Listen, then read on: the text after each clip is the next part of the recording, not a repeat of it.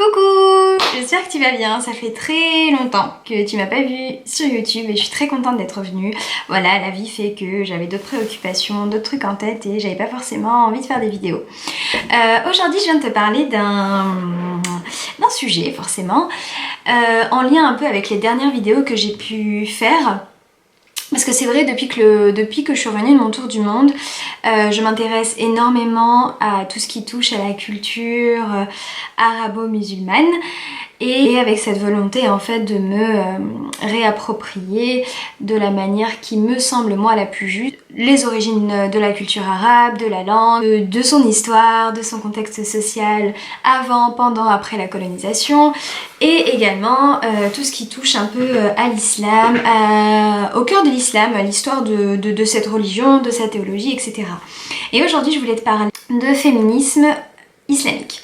Alors je sais qu'en France le terme féminisme islamique sonne, c'est presque un oxymore, c'est-à-dire que c'est quelque chose qui serait complètement incompatible et je dirais même que pour certaines féministes combattre l'islam et toute forme de religion entre dans leur ligne de mire, j'ai envie de dire, et ça fait partie de leur combat, ce qui moi m'a toujours en fait un peu rebutée et j'avoue que j'ai un petit peu essentialisé le féminisme avec un grand F longtemps en fait dans cette catégorie de féministes que j'ai souvent eu l'occasion d'écouter, pas forcément en cherchant mais d'écouter dans les médias, qui était très représenté je trouve, et pour ça que je me suis toujours dit oh le féminisme c'est n'importe quoi, alors que bon moi-même je suis une femme, mais bon aujourd'hui les choses ont changé et tout d'abord j'ai compris qu'il n'y a pas un féminisme, en fait il y a le féminisme, on va dire que le féminisme se conjugue, il se conjugue au pluriel et il va dire qu'il y a l'infinitif. Si je devrais donner une définition de ce qu'est pour moi le féminisme c'est tout simplement en fait cette volonté de déconstruire en fait toutes les représentations de ce qu'est une femme, de ce que doit être une femme, du corps d'une femme, de qu'est-ce que doit être un corps parfait, pas parfait, etc. qui a toujours été en fait promu et créé pas par les femmes mais par une société patriarcale et qui a toujours dominé en fait les modèles de société religieux, politiques, etc. jusqu'à aujourd'hui. Évidemment on a fait des avancées, surtout en Europe, je trouve, du moins qui paraissent le plus palpables comme ça dans un premier temps. Et voilà, et en fait au cœur de cet infinitif il y a plusieurs, voilà, ça se conjugue comme je t'ai dit et il va y avoir plusieurs féminismes et en fait je me suis intéressée, enfin je commence tout juste à m'intéresser à ce qu'on appelle le féminisme islamique qui en fait a pour but de venir se réapproprier les textes sacrés, donc les textes issus du Coran, des hadiths, qui a pour volonté en fait de venir réinterpréter ces textes-là qui, après la révélation, donc après l'arrivée du prophète et son décès, ont été évidemment source d'interprétation, source d'inspiration de plusieurs livres religieux. Ça a donné naissance à cette grande science qui inclut, enfin qui viennent s'inscrire dans ce que c'est la théologie musulmane, et du coup c'est sur ça que se basent les grandes écoles de théologie comme Al-Azhar en Égypte et tout ça. Et en fait c'est vrai que quand on regarde les études en fait qui ont été faites sur ces textes là, notamment beaucoup dans le fiqh, et ben il n'y a malheureusement eu que des hommes qui se sont penchés sur ces questions là et malheureusement c'était pas en fait un domaine où les femmes ont pu venir étudier et en fait étudier et puis tout simplement interpréter par leur prisme de vision, je sais pas si c'est vraiment français ce que je dis, ces textes-là. Et en fait c'est pour ça que l'islam tel qu'on le connaît actuellement, tel qu'il est promu par ce qu'on appelle les États dits islamiques, où l'islam est, qu'on va dire, le modèle de référence sur lequel les nations, enfin les pays vont venir en fait baser leur constitution, leur approche juridique des choses, leur approche sociale, le statut des hommes, des femmes, des enfants, de la famille, va venir en fait s'appuyer sur les travaux qui ont été faits depuis la révélation jusqu'à maintenant. Même si pour ma part je trouve qu'ils sont quand même très orientés vers les derniers travaux qui ont été faits par les wahhabites et les salafistes, mais ça c'est encore un autre débat. Et bah c'est vrai que là-dedans, depuis que je suis petite, moi je me suis jamais vraiment retrouvée là-dedans. Je me suis même dit mais si l'islam c'est réellement ça, enfin si la place de la femme dans l'islam c'est réellement ça, bah je vois pas en quoi l'islam est venu libérer les femmes, et je vois pas en quoi en fait ce message serait vrai et en quoi ce message en fait... pourquoi est-ce que j'aurais envie de continuer d'être musulmane étant donné que si on regarde cette approche-là, on est quand même... ben voilà, l'égalité n'existe pas et forcément, étant donné que j'ai vécu en France, que j'ai quand même un grand pan de ma personnalité qui est issu de la culture française, que j'ai une grand-mère qui est 68arde, ce genre de choses, bah c'est vrai que voilà, pour moi c'était un peu genre, il y avait vraiment un décalage. Et en fait, au fur et à mesure de mes recherches et au fur et à mesure que je me suis intéressée à ce féminisme islamique, je me suis rendu compte que finalement l'islam et l'interprétation des textes a toujours été prise en otage forcément par ces hommes et qui évidemment ont toujours usé de plein de choses. En premier lieu, je dirais, c'est la linguistique arabe qui, dans l'exégèse en fait du Coran, qui ont utilisé cet outil-là en fait pour faire dire au Coran ce qu'ils voulaient. Je peux donner un exemple comme ça qui est très probant, que j'aime bien donner, c'est que par exemple, c'est vrai que quand on lit le Coran, il y a le verbe daraba qui veut dire, à l'heure actuelle, on va dire, ça veut plus dire frapper. Et en fait, il faut savoir que bon, le lexique de la langue arabe littérale, pour un mot, peut avoir 10 significations. Et par exemple, le verbe daraba dans le Coran, quand on lit l'exégèse, les interprétations, quand Dieu utilise ce terme dans ces versets, la signification qui est liée à ce mot-là est, ça veut dire séparer. Donc en fait, si tu prends vraiment tous les versets du Coran et que tu vois ce mot daraba, ça va être traduit par séparer, et dans les explications qui sont faites en arabe, tu comprends que dans ces explications, ce mot-là est utilisé dans le sens séparer et pas du tout frapper. Sauf qu'il y a une exception, évidemment qu'il la fallait bien. Bon, je ne veux pas dire de bêtises, j'aurais peut-être dû me renseigner avant de lancer ma vidéo, mais bon, il y a dans une sourate, je ne suis plus laquelle, je ne sais pas si c'est Surat An-Nur ou Surat An-Nisa, mais bon bref, où en fait Dieu parle en fait des relations conflictuelles qu'il peut y avoir dans un couple et des différentes étapes en fait de ce conflit-là. Et en gros, dans un premier temps, Dieu dit que la communication est importante. Puis après, il y a une deuxième étape. En gros, si la communication ne marche pas, je me rappelle même plus.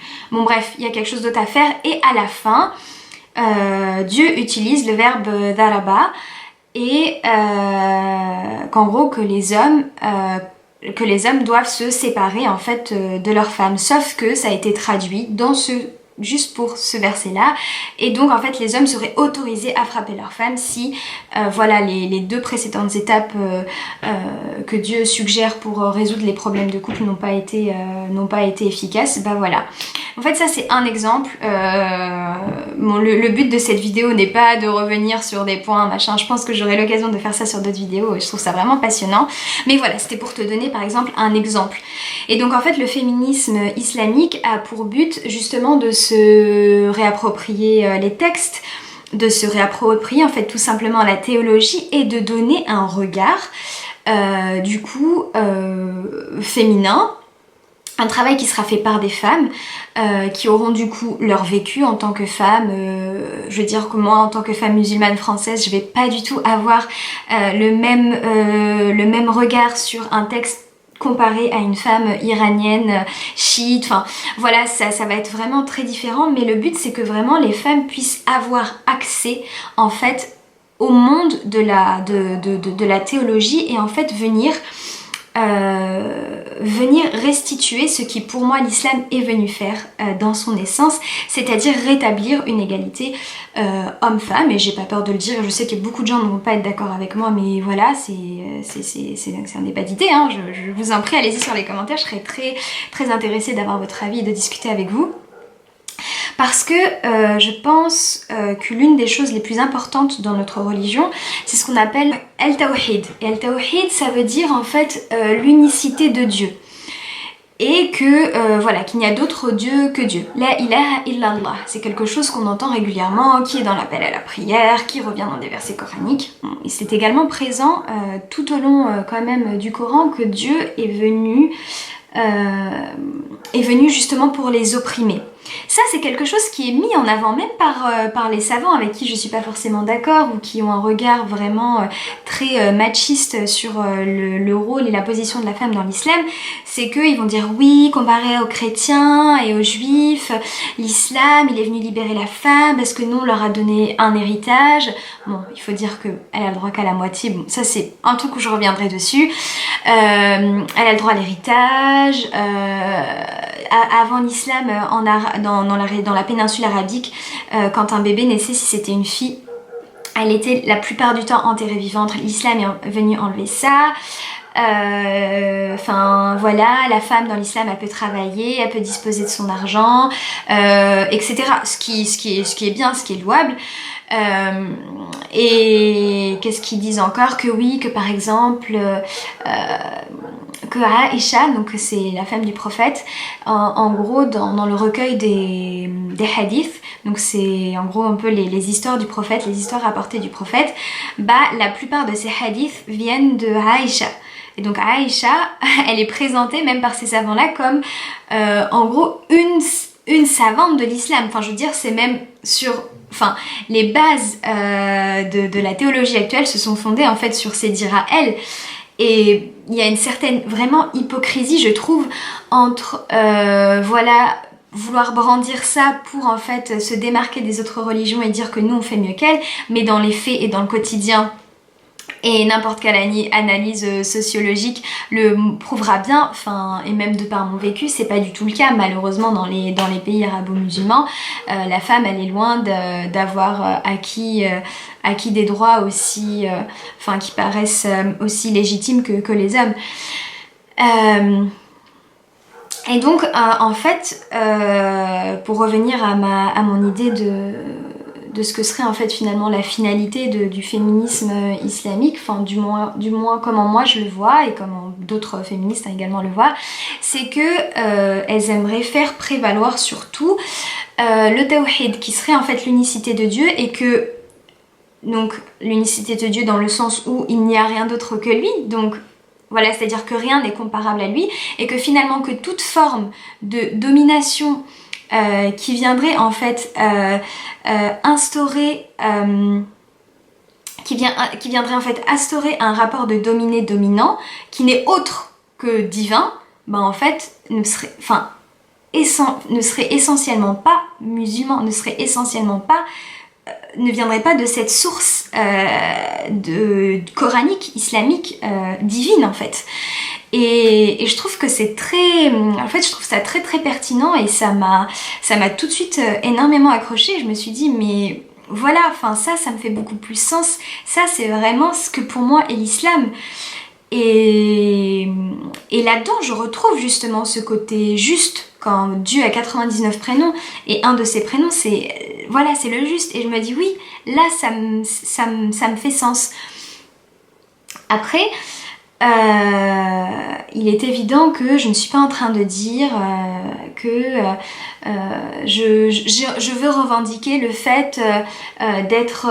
Enfin, j'ai envie d'être comme un homme. Non, j'ai pas envie d'être comme un homme, je suis une femme, et les hommes, ce sont les hommes. Mais c'est pas parce qu'on on a des différences biologiques, on n'a pas forcément la même psychologie, ce genre de choses. Ce n'est pas parce qu'il y a certaines différences à certains degrés, et encore, on peut rentrer dans la question des genres et tout, mais bon, c'est pas le sujet de la vidéo. que ça ne m'autorise pas à me poser des questions sur ce rapport justement de domination qui est clair, net, précis et qui de toute manière je sais je suis opprimée. Enfin, je veux dire, quand tu vas dans une mosquée à l'heure actuelle, je suis désolée, enfin, tu rentres dans la salle, donc déjà quand tu rentres dans la salle principale, que ce soit en France, dans les pays, enfin par exemple même en Turquie, ça m'est arrivé avec ma sœur. Si tu ne rentres pas, en fait en gros tu as une grande salle de prière, tu rentres et en général tout de suite à ta droite ou ce genre de choses t'as quelque chose, enfin soit tu vas avoir un mur, donc tu dois passer derrière le mur et donc là t'as 2 mètres carrés où tu fais ta prière, ou alors c'est des paravents ou ce genre de choses, mais tu vois il y a une limitation, une frontière vraiment palpable entre le domaine réservé aux hommes et le lieu pardon de prière aux hommes et le lieu de prière des femmes, et complètement, enfin rien que d'un point de vue géographique, allons-y, soyons fous. Voilà, on voit qui est-ce qui domine. Enfin, ok, bon, on est quand même sympa, hein, vous allez laisser un petit truc derrière. Quand l'imam fait son prêche, de toute manière, on ne peut même pas le voir. Donc voilà, tu sens vraiment que même l'accès à la connaissance, il y a des privilégiés et voilà, plus t'es loin, moins elles peuvent en voir, mieux c'est. Alors que voilà, au temps du prophète, c'était pas du tout, mais alors là, pas du tout comme ça. Et que voilà, bon bref, je vais pas rentrer dans ces détails-là, c'est pas du tout le but de cette vidéo. Autre chose que j'aime énormément dans le féminisme islamique, c'est que en fait, c'est le parallèle qui est souvent fait quand l'Occident veut se démarquer de l'Orient, ça va toujours passer par les femmes. Et en France, par le voile, par exemple. C'est-à-dire qu'on va toujours venir pointer du doigt les femmes et dire que, en fait, regardez, les femmes musulmanes sont voilées, donc l'islam, c'est... donc forcément, intrinsèquement, l'islam, ça va être la religion de l'obscurantisme, ça va être la religion de l'oppression, ça va être la religion de... Enfin voilà, tous ces termes-là. Alors que... quand même une grosse hypocrisie en disant ça parce qu'en fait en faisant ça on essaie en fait de promouvoir un féminisme sécularisé, un féminisme laïque qui serait en fait qui lui en fait aurait tout compris, qui lui devrait être appliqué et applicable en fait au monde entier, et que si on ne rentre pas dans ce carcan là, en fait on est complètement à côté de la plaque.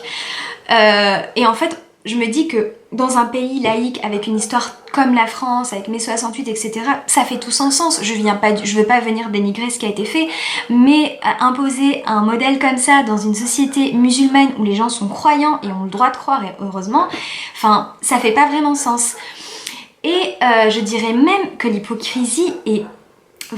J'aimerais même encore un petit peu pousser ça, c'est que quand on voit dans une assemblée nationale qui est constituée à 90% d'hommes qui se permettent de voter des lois contre le voile, ou d'émettre en fait des projets de loi en disant que voilà, on fait ça parce que les femmes musulmanes en France sont opprimées, et qu'à côté de là, comme je vous ai dit, 90% de cette assemblée-là qui se dit démocrate, républicaine et j'en passe, et pro-féministe, la parité, machin, blablabla, enfin c'est quand même un peu l'hôpital qui se fout de la charité, et c'est un peu pointer du doigt une certaine communauté et surtout une religion, enfin... comme je l'ai expliqué un petit peu dans ma vidéo l'islam et autonomie intellectuelle, l'islam est quand même énormément instrumentalisé aujourd'hui dans les prétextes en fait de conquête des pays arabo-musulmans. Enfin, quand les Américains sont allés en Irak, voilà, c'était pour instaurer la démocratie. Enfin, je pense que Saddam Hussein a quand même un petit peu mieux réussi.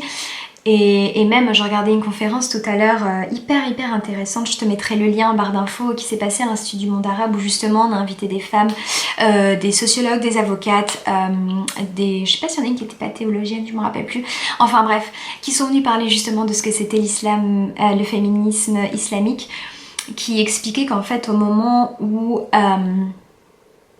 les Anglais sont venus au 19e siècle, je ne sais plus exactement quel siècle, 19e ou 20e siècle, sont venus coloniser l'Égypte. Il y avait un certain lord, je ne sais plus quoi, qui voulait un peu pointer du doigt la communauté musulmane et notamment les femmes par rapport à leur voile, pour en fait voilà, pour avancer comme prétexte de colonisation cette volonté de civiliser les gens, donc ce qui a été fait un peu partout dans le monde, hein, on est d'accord, que l'Occident, l'homme occidental blanc, lui, sait ce que c'est la civilisation et les autres apparemment non. Et donc lui, un de ses arguments, c'était celui-là, c'était justement dire que en gros, que voilà, que les femmes arabes, musulmanes, elles étaient voilées, contrairement en Occident, alors que à ce moment-là précis de l'histoire, dans ce contexte précis-là, les femmes chrétiennes également portaient un voile et les femmes juives aussi. Mais évidemment, on a pointé du doigt que les musulmanes. Donc d'un côté, il y avait un petit peu cette volonté de vouloir, soi-disant, protéger les femmes, un élan d'homme un petit peu genre libérateur, ce super héros anglais qui va venir aider ces pauvres femmes musulmanes. Et de l'autre côté, ce même homme, Lord Cromer, voilà son nom est revenu, était président et membre fondateur de la Ligue masculine contre le suffrage féminin en Angleterre. Donc voilà. Je terminerai cette vidéo parce que ça fait un moment là que je parle. Que c'est pas parce que je m'intéresse en fait au féminisme islamique, du coup je ne vais plus m'intéresser ou plus lire d'autres ouvrages de femmes féministes qui ne sont pas forcément musulmanes, qui sont même athées, juives ou ce genre de choses. Non, pas du tout. En fait c'est justement, je pense que la naissance de ce féminisme islamique n'est pas venue en fait ici juste pour se mettre en concurrence ou avec les autres féminismes qui existent déjà, mais je pense que c'est une manière, comme en fait les féministes se sont emparés de plusieurs sphères en fait qui constituent juste la vie d'un individu, donc la sphère politique, la sphère familiale, la sphère intime, la sphère conjugale, la sphère intime avec son corps, enfin tout ça. Ce que j'aime dans ce féminisme, c'est qu'on s'attaque en fait à la sphère religieuse et que au lieu d'avoir un petit peu ce discours dialectique et très simpliste de venir dire que féminisme et religion en fait ce sont deux choses complètement antagonistes.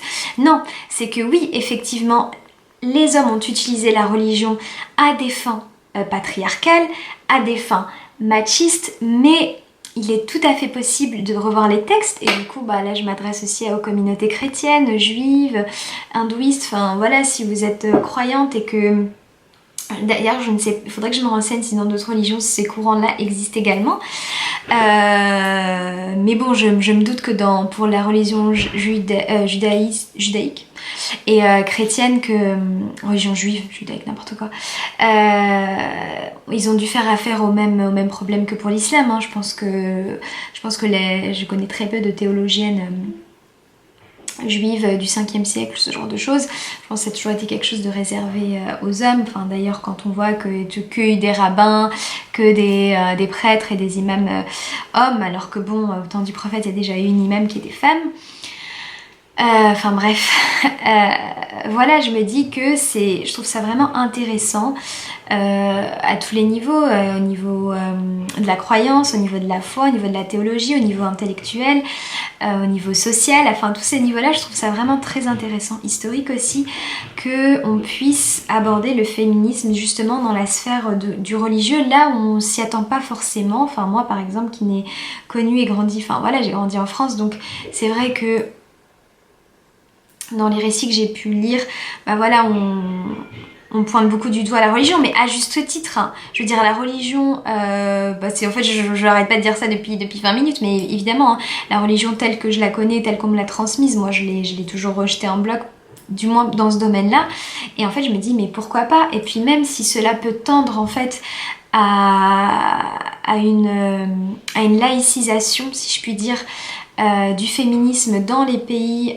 arabo-musulmans, je trouve ça très bien parce que justement il y aura, comment dire, il y aura plus en fait cette genre d'institutionnalisation par tel ou tel savant ou tel courant, et que en fait je pense qu'il est temps que les musulmans se réveillent et et que justement qu'on ne s'intéresse à la sphère religieuse et théologique que pour ce qu'elle est, c'est-à-dire à mon sens voilà, développer sa spiritualité, enfin dans un sens horizontal avec Dieu et donner du sens à sa vie, etc. Après moi je parle comme ça parce que je fais partie des gens qui sont convaincus que l'islam n'est pas venu ici, enfin que Dieu n'a pas envoyé l'islam en tant que religion qui va venir, qui a pour but en fait de régir un État.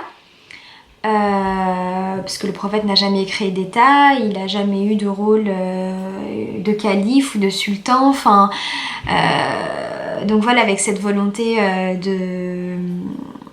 voilà, de mêler la politique et le religieux. Bon, après ça c'est mon avis, on est d'accord, très peu de gens partagent le mien, mais voilà, donc du coup je sais que tout cela va dans ce sens là. Bref, je commence à m'embêler les pinceaux parce que j'ai envie d'aborder plein de sujets. Je vais m'arrêter là. Écoute, j'espère que cette vidéo t'aura plu, que tu sois d'accord, pas d'accord, mais au moins peut-être que ça t'aura ouvert quelques pistes de réflexion. J'ai très hâte de te retrouver pour parler de plein d'autres sujets et d'ici là, écoute, je te fais plein de bisous, prends soin de toi et à très vite. Ciao!